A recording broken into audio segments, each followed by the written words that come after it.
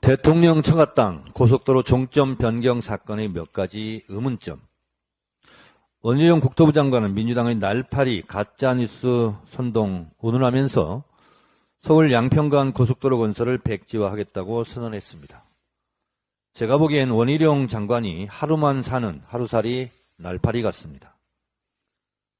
사전에 대통령 처가 땅이 거기 있었다는 것을 조금이라도 알았다면 장관직뿐만 아니라 정치 생명까지 걸겠다고 호기롭게 말했습니다. 곧 장관직 정치 생명 걸 날이 있을 겁니다. 윤석열 대통령의 대선 공약을 주무부처 장관이 대통령과 논의 없이 독자적으로 결정했다는데 믿어지지 않습니다. 혹시 강상면 땅 주인의 지시사항은 아니었습니까? 못 먹는 감 찔러서 없애기, 호박에 말뚝 박기, 처가댁 말뚝 보고 절하기 아니었습니까? 대통령 공약을 주무장관이 감정적으로 사전 논의 없이 돌출적으로 백지화하겠다고 했는데 대통령실은 국토부에서 알아서 할 문제라고 뒷짐을 짓고 있습니다. 이상한 일입니다. 대통령이 핫바지입니까?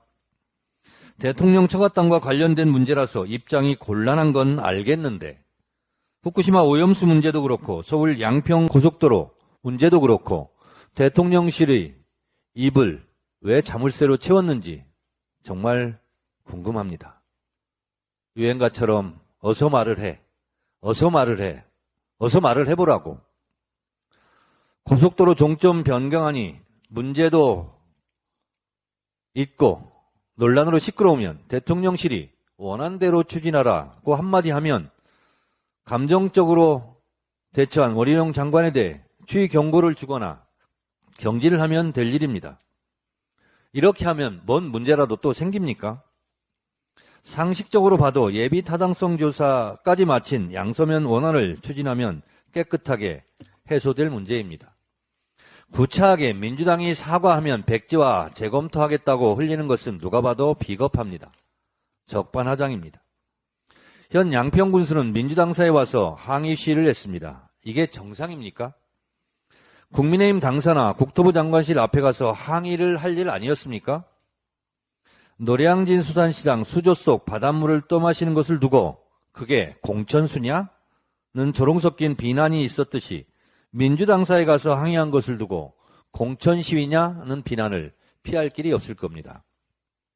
도둑이야라고 소리친 사람에게 항의를 할 것이 아니라 도둑을 잡을 생각이 없는 경찰에게 항의 시위를 해야 하지 않겠습니까? 고속도로 종점 원안이 갑자기 변경되었고 변경된 그곳에 대통령 처가 땅이 축구장 5배 크기만큼 있었다면 누구나 그렇구나, 그러면 그렇지 하고 의심하는 것은 상식 중의 상식입니다. 해답은 간단합니다. 원안대로 추진하고 경솔하고 경박한 원희룡 장관을 경질시키면 논란은 잠재워질 것입니다. 대통령실이 입국 닫고 강 건너 불구경한다고 꺼질 불이 아닙니다. IAEA 라파엘 그로시 사무총장이 한국을 다녀갔습니다. 그 흔한 기자회견도 없이 일본의 맞춤형 용역보고서 작성자답게 일본 입장만 대변하고 떠났습니다.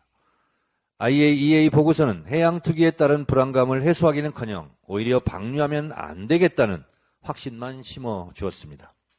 알프스를 통해 제대로 된 필터링이라는 전제하에 그 가정하에 일본이 제공한 자료 데이터가 정확하다면 이라는 가정을 통한 보고서임이 분명해졌습니다.